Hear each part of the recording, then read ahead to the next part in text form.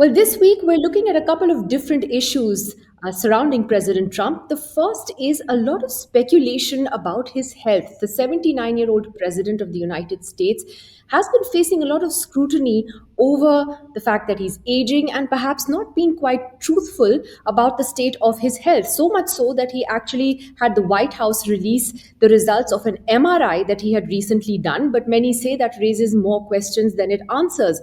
Now, this is important because Trump has made the issue of age and health such a big issue versus the Democrats.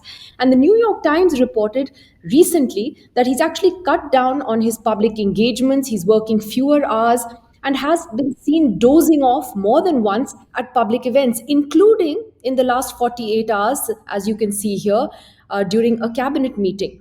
We'll be talking about that in just a little while from now. But our first focus on the program today is how India's economy is doing despite the chaos unleashed by President Trump's tariffs. The good news is that the GDP numbers for this quarter that came out last week show a robust growth of 8.2%, which actually surprised many economists as well.